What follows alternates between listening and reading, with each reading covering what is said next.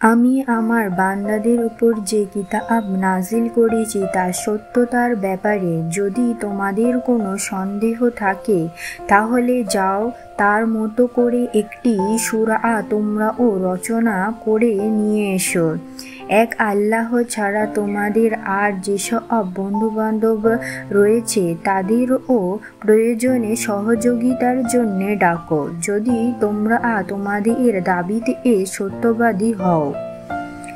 কিন্তু তোমরা যদি তা না করতে পারো এবং আমি জানি তোমরা তা কখনোই করতে পারবে না, তাহলে তোমরা দুর্যোগের সেই কঠিন আগুনকে ভয় করো যার ইন্ধন হবে মানুষ ও পাথর।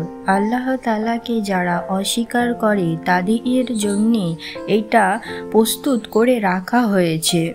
অতঃপর যারা এই কিতাবের উপর ঈমান এনেছে এবং ভালো কাজ করেছে তাদের তুমি হে নবী সুসংবাদ দাও এমন এক জান্নাতের যার নিচ দিয়ে ঝর্ণা প্রবাহিত হতে থাকবে। যখন তাদের এই জান্নাতের কোনো একটি ফল দেওয়া হবে তখন তারা বলবে, এই ধরনের ফল তো ইতিপূর্বে আমাদের দেওয়া হয়েছিল। তাদের মূলত এই ধরনের জিনিসপত্র সেখানে দেওয়া হবে। তাদের জন্যে আরও সেখানে থাকবে পবিত্র সহধর্মী ও সহধর্মিণী এবং তারা সেখানে অনন্তকাল ধরে অবস্থান করবে।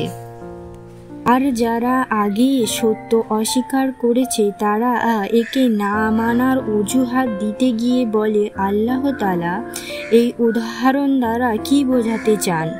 আসলে একই ঘটনা দিয়ে আল্লাহ তাআলা অনেক লোককে গুমরাহিতে নিমজ্জিত করলেও বহু মানুষকে তিনি আবার এই দিয়ে হেদায়েতের পথ দেখান। আর কতিপয় পাপাচারী ব্যক্তি ছাড়া তিনি তা দিয়ে অন্য কাউকে গুমরাহিতে নিমজ্জিত করে না। এরা হচ্ছে সেই সব লোক যারা আল্লাহ তাআলার ফরমান মেনে চলার প্রতিশ্রুতি দেওয়ার পরেও তা ভঙ্গ করে। ব্যক্তি ও সমাজ জীবনে আল্লাহ তাআলা যেসব সম্পর্কে এর ভিত মজবুত করতে বলেছে তা তারা ছন্ন করে। সর্বোপরি জমিনের অহেতুক বিপর্যয় সৃষ্টি করে। এরাই হচ্ছে আসল ক্ষতিগ্রস্ত। তোমরা আল্লাহকে কিভাবে অস্বীকার করবে অথচ তোমরা ছিলে মৃত? তিনি তোমাদের জীবন দিয়েছেন, পুনরায় তিনি তোমাদের মৃত্যুও দেবেন। অতঃপর সর্বশেষ তিনিই আবার তোমাদের জীবন দান করবেন। এভাবে তোমরা একদিন তার কাছে ফিরে যেতে হবে। তিনি সেই মহান সত্তা যিনি এই পৃথিবীর সবকিছু তোমাদের ব্যবহারের জন্য তৈরি করেছেন। অতঃপর তিনি আসমানের দিকে মনোনিবেশ করলেন এবং তাকে 7 আসমানে বিন্যস্ত করলেন। তিনি সবকিছু সম্পর্কে সম্যক অবগত আছেন।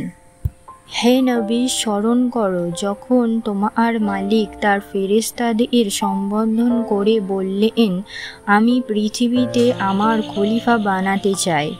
তারা বলল, তুমি কি এমন কাউকে খলিফা বানাতে চাও যে তোমার জমিনে বিশৃঙ্খলা ও বিপর্যয় সৃষ্টি করবে এবং স্বার্থের জন্য তারা রক্তপাত করবে? আমরা তো তোমার প্রশংসার সহকারে তোমার তাসবিহ পড়ছি এবং প্রতিনিয়ত তোমার পবিত্রতা বর্ণনা করছি। আল্লাহ তাআলা বললেন, আমি যা জানি তোমরা তা জানো না। আল্লাহ তাআলা অতঃপর তার খলিফা আদমকে প্রয়োজনীয় সব জিনিসপত্রের নাম শিখিয়ে দিলেন। পরে তিনি সেইগুলি ফেরেশতাদের কাছে পেশ করে বললেন, তোমাদের আশঙ্কার ব্যাপারে তোমরা যদি সত্যবাদী হও তাহলে তোমরা আমাকে এর নামগুলো বলো তো। ফেরেশতারা বলল, হে আল্লাহ তাআলা, তুমি পবিত্র, আমাদের তো এর বাইরে আর কিছু জানা নেই। যা তুমি আমাদের শিক্ষা দিয়েছ, তুমি একমাত্র জ্ঞানী, একমাত্র কৌশলী। আল্লাহ তাআলা এবারে আদমকে বললেন, তুমি তাদের কাছে তাদের নামগুলো বলে দাও। অতঃপর আদম আল্লাহ তাআলার নির্দেশে তাদের সামনে তাদের নামগুলো যখন সুন্দরভাবে বলে দিল, তখন আল্লাহ তাআলা বললেন, আমি কি তোমাদের বলিনি আমি আসমান সমূহ জমিনে যা যাবতীয় না দেখা বস্তু জানি, এবং তোমরা যা কিছু প্রকাশ করো আর যা কিছু গোপন করো আমি তা ভালোভাবেই জানি। আল্লাহ তাআলা যখন ফেরেশতাদের বলল, তোমরা সম্মানের প্রতীক হিসাবে আদমকে তোমরা সাজদা করো, অতঃপর তারা আল্লাহ তাআলার আদেশে আদমের সামনে সাজদা করল, শুধু ইবলিস ছাড়া। সে সাজদা করতে অস্বীকার করল এবং অহংকার করল এবং সে নাফরমানদের দলে শামিল থেকে গেল। আমি বললাম, হে আদম, তুমি এবং তোমার স্ত্রী পরম সুখে এই বেহেশতে বসবাস করতে থাকো এবং এই নিয়ামত থেকে যা তোমাদের মন চাই তা তোমরা স্বচ্ছন্দের সাথে আহার করো।